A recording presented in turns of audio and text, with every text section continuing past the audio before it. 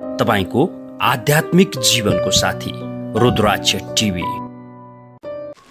नमस्कार, रुद्राक्ष टिभी प्रेम शर्माको साथमा। आजको विषयवस्तु मान्छेलाई यी 10 कुराले बर्बाद बनाउँछ। शिव पुराण अनुसार, शिव पुराणमा लेखिएको, शास्त्रमा लेखिएको विषयवस्तु जुन 10 कुराहरू जीवनमा बर्बादी ल्याउने कुराहरू, बर्बाद बनाउने कुराहरू। आजको यो कलियुगमा मानिस किन बर्बाद भइरहेको छ त भन्दा यही 10 कुराको पालना गर्न नसकेर यी नकारात्मकतातिर गयो भने मानिस बर्बाद हुन्छ भने यसैलाई हामीले संयमतापूर्वक सकारात्मकतातिर डाल्न सक्यौँ भने बल्ल मानिस आबाद हुन्छ। यो बर्बादी र आबादीको खेल सुरु भइसकेको छ। मानिसहरू आफ्नै कारणले बर्बाद हुन्छन्। आत्मनियन्त्रण गुमाएर मानिसहरू बर्बाद हुन्छन्। त्यही कारणले शिव पुराणमा पहिले नै लेखिएको छ कि यी 10 कारणले मानिस बर्बाद हुन्छ।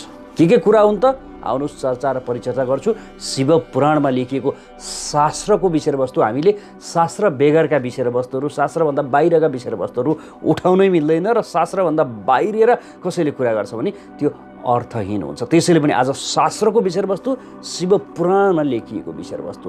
अब पहिलो कुरा के हो भने त जीवन हो। जीवनमा दुःख र सुख त छ है, त्यो त अनुभूति र अनुभव गर्ने कुरा हो। जीवन यापन गरिरहने क्रममा हामीले 10 गल्ती गरेका हुन्छौँ। त्यही 10 गल्तीको परिणाम हो कि जीवन बर्बाद हुन्छ। बुझ्नु होला है के कुरा हुन् त? पहिलो कुरा हामीले विचार गर्नुपर्ने कुरा धन। धनका कारणले मान्छे बर्बाद हुन्छ। लेखेर राख्नुहोस् मित्र, धनका कारणले मान्छे बर्बाद हुन्छ। धन नभएर पनि बर्बाद हुन्छ र कतिपय मानिसहरू धन भएर पनि बर्बाद हुन्छन्।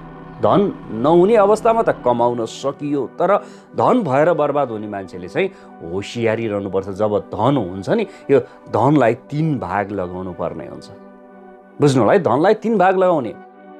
पहिलो भाग बढाउनतिर अर्थात् सेभिङतिर लानु पर्यो, अर्थात् यसलाई सञ्चित गर्नु पर्यो। सञ्चित पनि यसरी गर्ने कि त्यो धन बढोस्, कतै लगानी होस् अथवा कतै सञ्चय होस्, त्यसको ब्याज आओस्। किनभने जीवन बाँच्नु छ नि, परिवारका लागि त भोलिका दिनमा आवश्यक छ नि। त्यो कारणले गर्दा त्यो सम्पत्तिलाई बढाउनेतिर, कतै लगानीतिर अथवा सञ्चयतिर लगाउनु पर्यो। पहिलो भाग 3 भाग लगाउने धनको है, होइन भने मान्छे बर्बाद हुन्छ। यो धन चलाउन जानेन भने पनि बर्बाद हुन्छ। यसै गरी दोस्रो भागलाई भोग गर्ने भनेको परिवार पाल्नु छ, अन्न शिक्षाका लागि, स्वास्थ्यका लागि खर्च गर्नु पर्यो, त्यो भोग गर्ने दोस्रो भाग। र तेस्रो भाग दान र पुण्यमा लगाउने।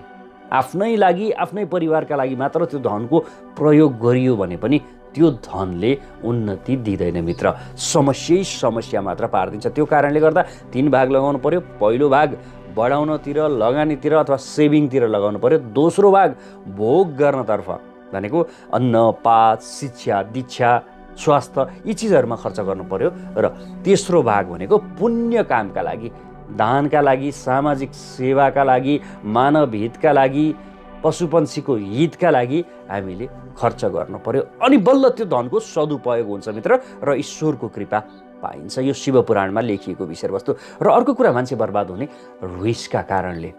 रिस यस्तो विषयवस्तु हो, हरेक मानिसमा हुन्छ, तर कसैले त्यो आत्मनियन्त्रण गरेका हुन्छन्। रिसलाई कसैले नियन्त्रणमा राख्न सक्दैन। जसले नियन्त्रणमा राख्न सकेन, यो रिस नियन्त्रण गर्न नसक्ने मान्छेले यस्तो शब्द बोलिदिन्छ रिसको आवेगमा कि जीवनभर पछुताउनु पर्छ। रिस हो मानिसको शत्रु, रिसले सब नासिने, रिसैले उठ्छ झगडा, रिसैले सब बासिने।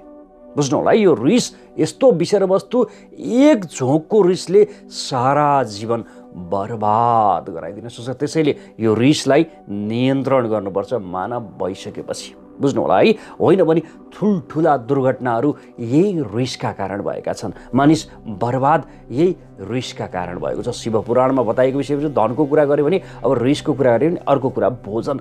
भोजनले कसरी मानिस बर्बाद हुन्छ भन्ने लाग्ला। सही तरिकाले भोजन गर्न सकियो भने मानिस आबाद हुन्छ, तर गलत खानपिन, अखाद्य वस्तुहरूको, अभोज्य वस्तुहरूको भोजनले मानिस बर्बाद हुन्छ। आज हेर्नुहोस् त, लसुन, प्याज, माछा, मासु, मदिरा, धुम्रपान यस्ता चिजमा मानिस लठिएको छ, मस्त छ। अनि हेर्नुहोस् त, डाक्टर मालामाल भइरहेको छ। किन त भन्दा मानिस अखाद्य चिज खाँदै जाने अनि डाक्टर मोटाउँदै जाने। कारण के भयो त भन्दाखेरि विशेष त रोगी बन्दै गयो मान्छे। जब रोग बढ्दै जान्छ नि, खानपानकै कारणले रोग बढ्ने हो। खान जानिएन भने मान्छे बर्बाद हुन्छ। यहाँ विश्वमा धेरै मानिसहरू खान नपाएर मर्दैनन्, खान नजानेर मर्छन्। त्यो कारणले गर्दा खानपिनको व्यवस्थापन गर्नु पर्यो।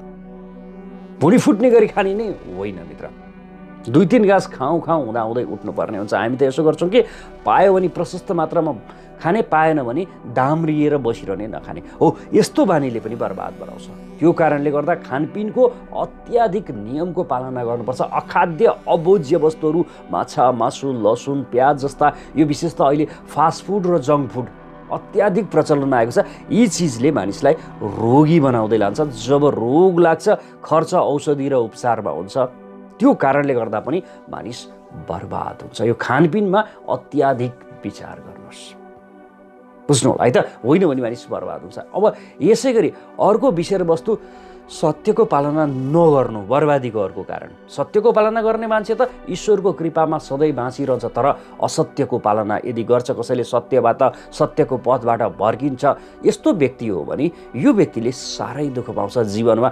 बर्बादीको अर्को कारण असत्यको पक्षधर हुनु है, असत्यको मार्गमा लाग्नु। सत्य कहिले पनि डग्दैन।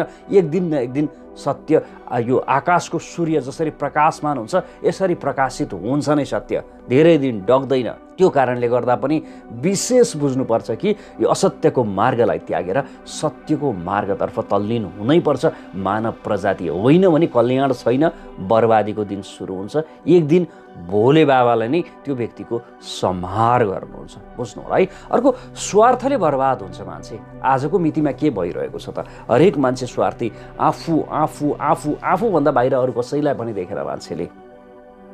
बाटामा ती धेरै मानिसहरू छन् जो खान नपाएर बसिरहेका छन्, ती धेरै मानिसहरू छन् यो चिसोमा लाउन नपाएर बसिरहेका छन्, तर तिनको विषयमा सोच्ने फुर्सदै छैन।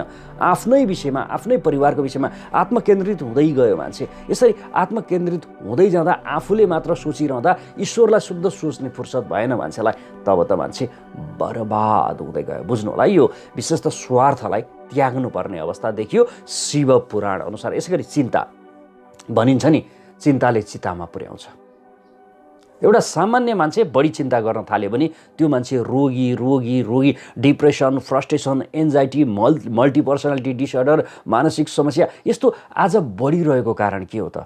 विश्वको सम्भ्रान्त राष्ट्र अमेरिकामा मानसिक रोगीहरूको सङ्ख्या अत्याधिक धेरै हुनुको कारण के हो त भन्दा चिन्ता। मानिसलाई यो बेचैन बनायो चिन्ताले विशेष त मान्छेलाई चितामा एक दिन पुर्याउँछ नि। हुन त सबै मान्छे चितामै पुग्ने हो, तर चाँडो पुर्याउँछ यो चिन्ताले। डिप्रेसन जस्तो विषयवस्तु किन आउँछ त? मानिस फ्रस्ट्रेट किन हुन्छ त? यही चिन्ता एक मात्र कारण। र अर्को कारण हो मानिस बर्बाद हुनुको भनेको आसक्ति। एकदम आसक्त भइदिने। आज कुर्सीका लागि नेताहरू कसरी आसक्त छन्। एउटा सानो बालक एउटा खेलौनाका लागि कसरी आसक्त हुन्छ, रोन्छ, कराउँछ, हो त्यसै गरी आज राजनीतिमा कुर्सीका लागि आसक्तिपन। एउटा प्रेमी प्रेमिकाका लागि आसक्त हुन्छ। प्रेमिका खुसी हुँदा त्यो प्रेमी पनि खुसी हुन्छ। हो यस्तो आसक्तिपनले बर्बाद बनाउँछ। किनभने त्यो छैन भने म पनि छैन भन्ने सोच। किनभने यहाँ कोही कसैकै लागि होइन, हरेक मानव ईश्वरको सन्तान हो।